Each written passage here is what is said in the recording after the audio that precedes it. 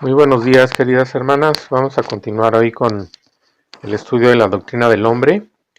La primera división que vimos la semana pasada es que el origen del hombre es por creación directa de Dios, de manera especial, muy diferente a las plantas y a los animales, de los cuales empezaron a vivir desde el momento en que Él dio la orden para que fueran hechos. En cambio, el hombre fue formado del polvo de la tierra y empezó a vivir hasta que Dios sopló en su nariz aliento de vidas. La mujer igualmente fue tomada de la tierra de manera indirecta al ser tomada de Adán. Ellos fueron una parte especial de la creación. Y vamos a ver el día de hoy la segunda división. ¿Qué es el hombre? ¿Cuál es la naturaleza del hombre?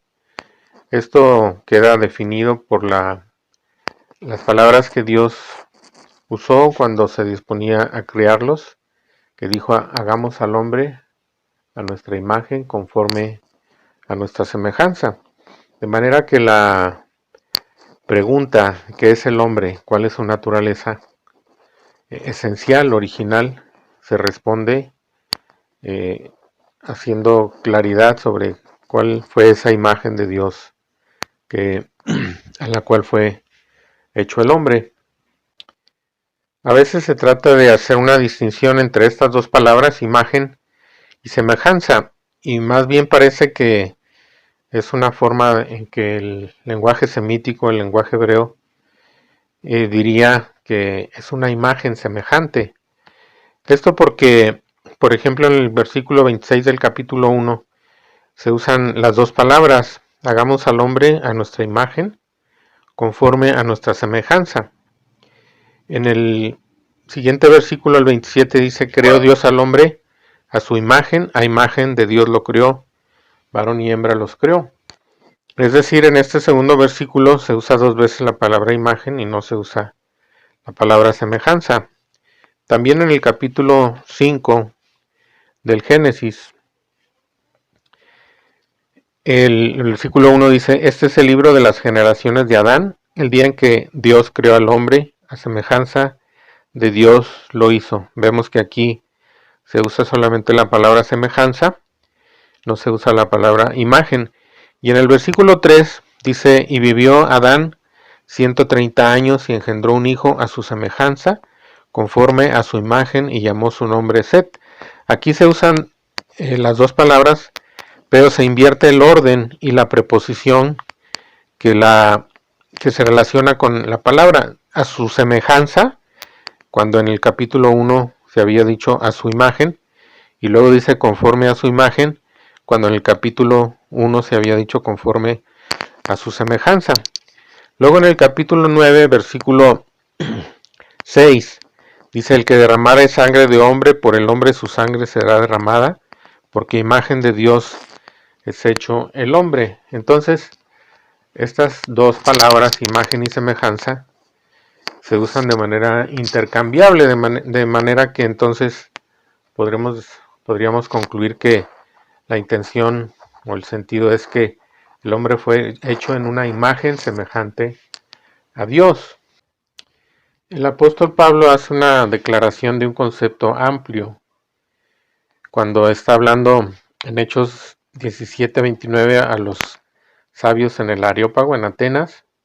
Dice: siendo pues linaje de Dios. Y ahí se usa la palabra genos, que indica una clase de parentesco con Dios, una especie de parentesco entre Dios y el hombre, de modo que existe en nosotros una base natural para la recepción de parte del Padre de la vida eterna, una vida de origen divino. Esto está ahí en Juan 1:4. No solamente se refiere a una duración ilimitada de la vida, sino también a una infinita calidad, lo cual hace del hombre una criatura que supera lo meramente temporal. Ese mismo parentesco cercano sirve de base a la encarnación del Hijo de Dios, para ser el único mediador entre Dios y los hombres, Jesucristo hombre, como dice 1 Timoteo 2:5. El hombre con mayúscula, que es el modelo del hombre perfecto, renovado conforme a la imagen del que lo creó, dice ahí Colosenses 3:10, que es la imagen del primogénito, como dice Romanos 8:29, porque a los que antes conoció también los predestinó, para que fuesen hechos conformes a la imagen de su Hijo, para que él sea el primogénito entre muchos hermanos.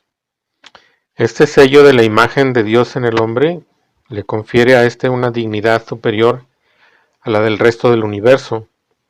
De ahí que el homicidio sea un crimen que se castiga con la muerte, como dice Génesis 9:6, que ya leímos anteriormente, puesto que por muy caído que un ser humano pueda estar, conserva todavía rastros de esa imagen de Dios. Pasando ya a las facultades específicas en que se muestra la imagen de Dios en el hombre, vemos que tal y como se usa el nombre para el Dios creador en Génesis 1 y 2, que es Elohim, esas características manifiestan cierta afinidad con ese concepto bíblico que se desarrollará más claramente en el Nuevo Testamento de la Trinidad. Y así la primera facultad que se atribuye al hombre es señorear en el universo y sojuzgar la tierra. Esto está ahí en Génesis 1, 26, 28 y en el 2:15 también. Este señorío con poder dominador imprime en el hombre la imagen del Dios Padre o de Dios Padre. La segunda facultad, como la vemos en Génesis 2, 19 y 20, es la inteligencia para poner nombre a los animales, lo cual supone primero una gran capacidad para definir las características esenciales de un ser y en segundo lugar un dominio inteligente sobre los animales, porque nombrar, según el concepto semítico, indica dominio sobre la cosa nombrada. Ahora bien, una inteligencia que se expresa es imagen del Hijo, logos o expresión de Dios, quien llama y conoce a sus ovejas por su nombre. Podemos hallar referencias a esto en el Evangelio de Juan, capítulo 1, versículos 1 y 18, de logos como expresión de Dios, y de ese conocer a los suyos por nombre, en el capítulo 10, versículos 3, 14, 15 y 27. Y finalmente la capacidad de comunión espiritual con Dios, a la que se alude en Génesis 3:8, es consecuencia de la rectitud original del hombre, tal y como dice Eclesiastés 7:29, que dice: He aquí solamente esto he hallado, que Dios hizo al hombre recto, pero ellos buscaron muchas perversiones. Y el agente ejecutivo de dicha comunión es el Espíritu Santo, con una referencia explícita en 2 Corintios capítulo 13, versículo 14, que dice: La gracia del Señor Jesucristo, el amor de Dios y la comunión del Espíritu Santo sean con todos vosotros. Amén. Solo el hombre tiene una voluntad libre y moral, y es capaz de conocer y amar a Dios y de tener comunión espiritual con Él. Solo el hombre puede guiar su conducta conforme a la razón, y también ha sido creado para gobernar la naturaleza. Ahí en el Salmo número 8 dice así, en los versículos 5 y 6. Le has hecho poco menor que los ángeles, y lo coronaste de gloria y de honra. Le hiciste señorear sobre las obras de tus manos. Todo lo pusiste debajo de sus pies.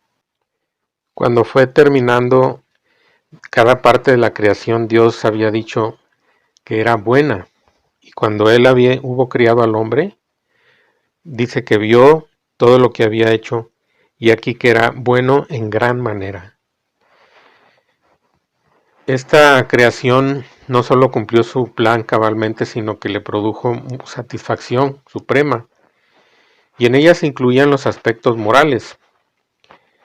Su perfecta santidad no encontró deficiencia en lo que él había hecho. Puede ser que esto no señale a una justicia plena en el hombre, en el primer hombre, pero sí significa que el hombre tenía una inocencia real y satisfactoria, Hay pasajes del Nuevo Testamento que nos presentan tres aspectos que les corresponden a los que se visten de Cristo.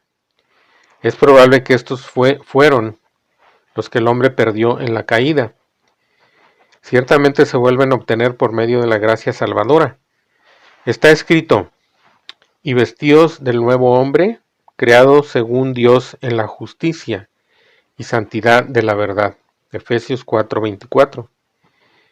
Luego dice: y revestido del nuevo, el cual conforme a la imagen del que lo creó, se va renovando hasta el conocimiento pleno. Eso dice Colosenses 3:10. La regeneración que se realiza en la nueva criatura, con todo lo que ella implica, le asegura justicia, verdadera santidad y conocimiento. Aunque en estos pasajes se afirma directamente solo lo que obra la salvación, el lenguaje de ellos implica claramente que el hombre fue originalmente constituido según la imagen divina. A lo largo de las Escrituras se enfatiza el carácter personal de Dios y se le caracteriza sobre todo por la santidad. Por eso la imagen de Dios en el hombre adquiere peculiar importancia en la justicia o rectitud. Esas palabras que dice Génesis 1:31, que era bueno en gran manera, siguen inmediatamente a la creación de la primera pareja humana, del versículo 27. Por otra parte, Efesios 4:24 y Colosenses 3:10 nos dan la idea, en pasajes que ya hemos estado repitiendo, de que Jesucristo nos renueva a nuestra condición original. Por lo tanto, Adán, el primer ser humano, era positivamente bueno, no moralmente neutral o meramente inocente.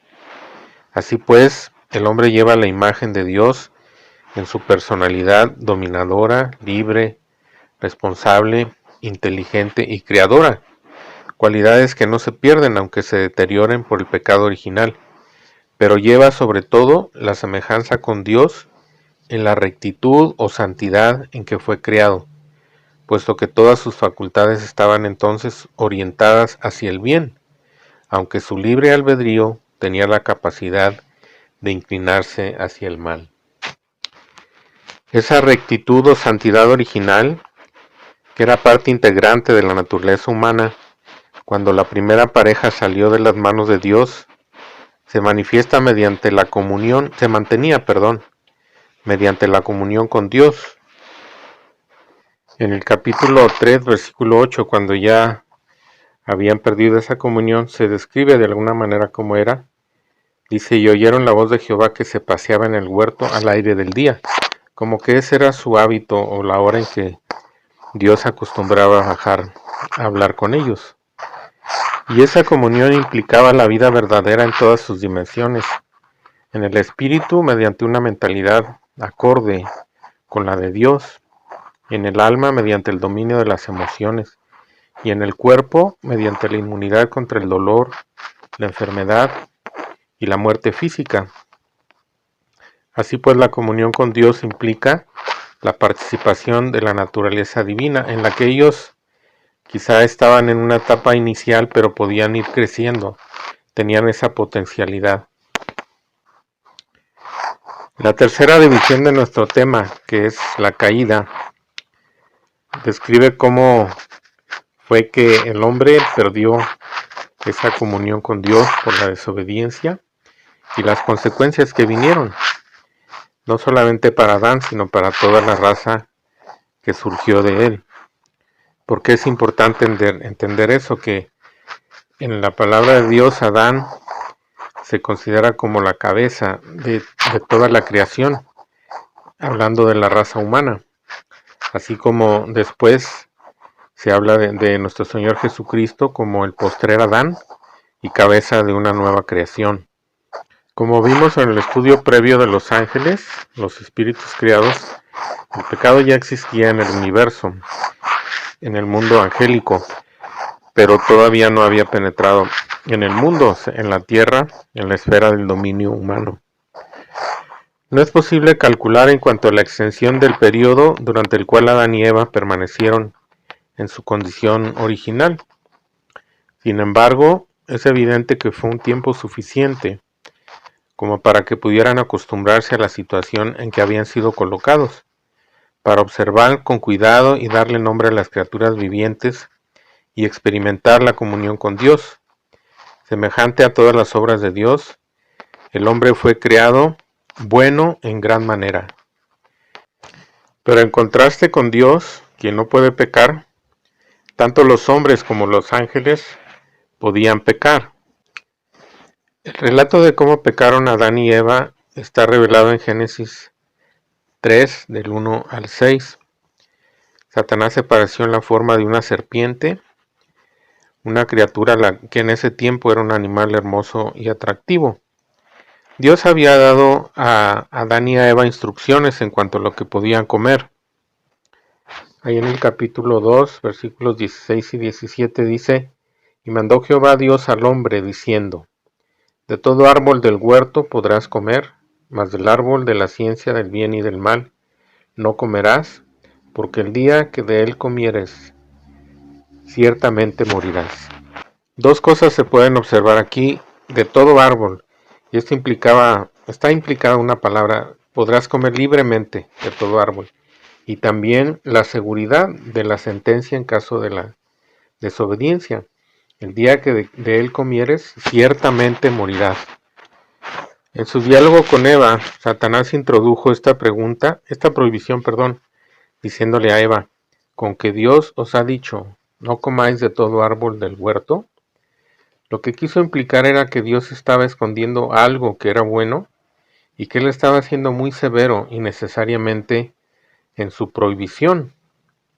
Eva le contestó a la serpiente: del fruto de los árboles del huerto podemos comer, pero del fruto del árbol que está en medio del huerto, dijo Dios, no comeréis de él, ni le tocaréis, para que no muráis.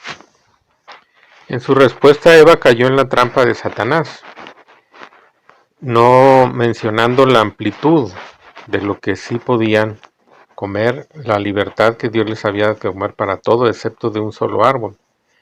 Y también minimizó la seguridad del castigo. En lugar de decir ciertamente moriréis, dice para que no muráis. Ante la debilidad y la inconsistencia de Eva, la serpiente se lanza ya a fondo, con toda clase de engaño y mentira.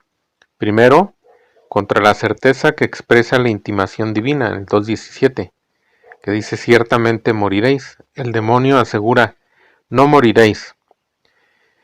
Y usando su peor insidia, la serpiente infunde en Eva la tentación de desconfianza en la bondad y en el amor de Dios hacia sus criaturas humanas, diciendo, sabe Dios, es decir, que ellos podían ser iguales a Dios de comer de ese árbol prohibido, como si Dios les estuviera negando algo bueno. Y finalmente el diablo promete la llave del conocimiento de todos los secretos de Dios.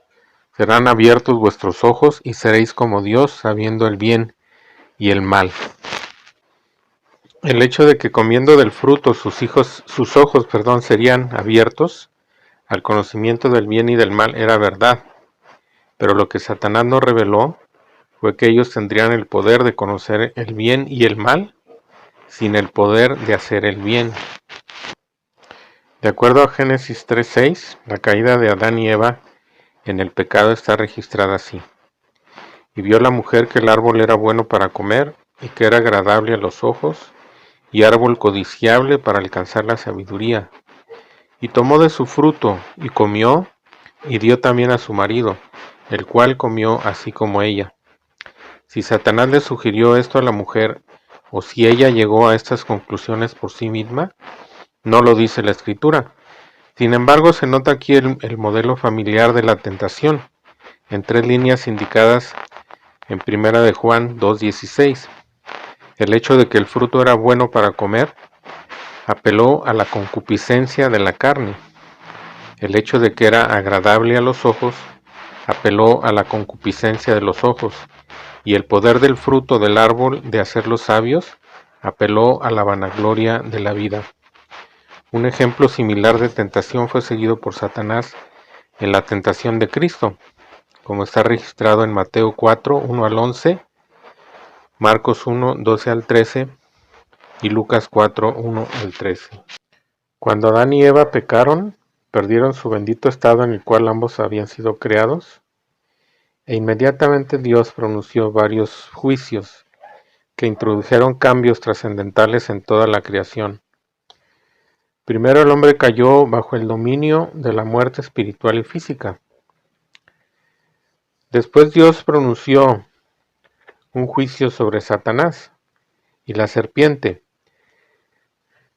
y esto prometía la redención y también la destrucción y la derrota final de Satanás. Primeramente, este juicio se llevó a cabo en la cruz del Calvario, donde Jesús derrotó a las huestes espirituales con su jefe Satanás.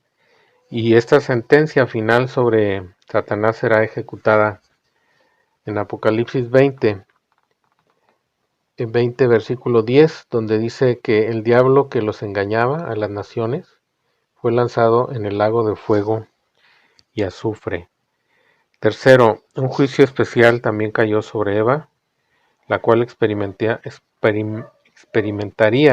dolor al dar a luz a sus hijos y quedaría sujeta al deseo de su esposo.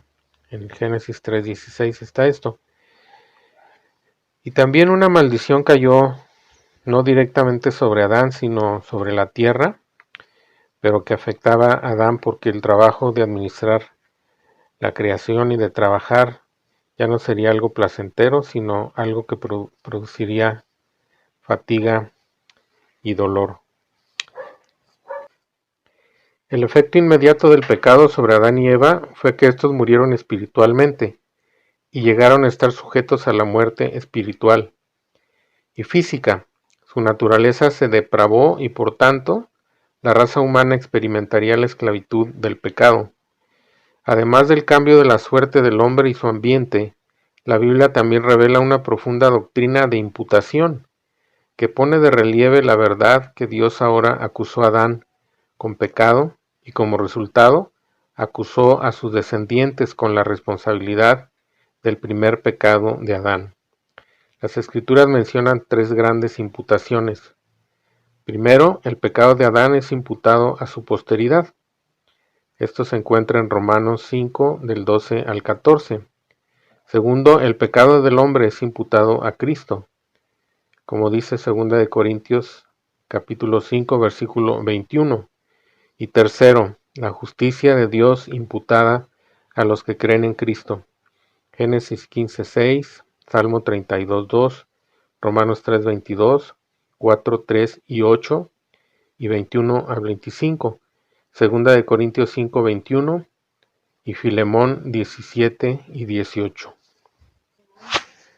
Se efectuó un traspaso de carácter judicial del pecado del hombre a Cristo, quien llevó sobre su cuerpo en el madero el pecado del género humano, como dice 1 de Pedro 2:24.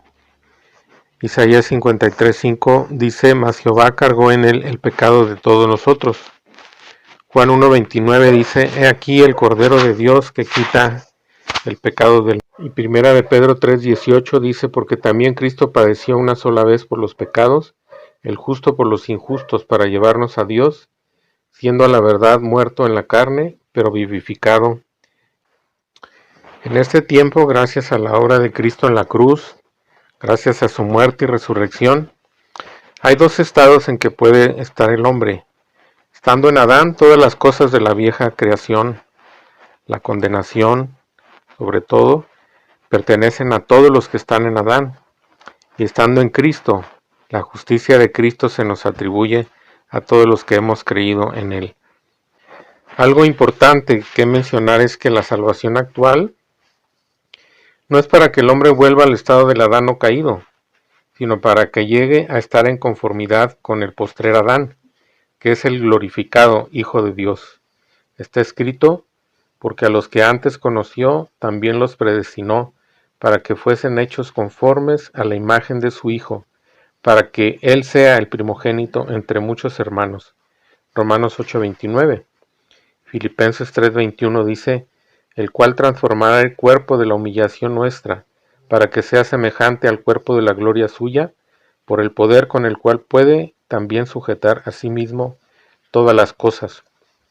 Y primera de Juan 3:2 dice: Amados, ahora somos hijos de Dios, y aún no se ha manifestado lo que hemos de ser, pero sabemos que cuando Él se manifieste, seremos semejantes a Él, porque le veremos tal como Él es.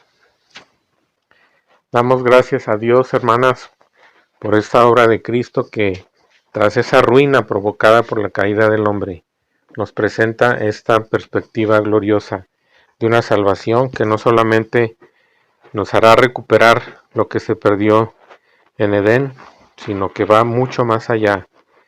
Esta salvación que Dios ha provisto para nosotros en Cristo Jesús. Amén. Dios les bendiga, hermanas.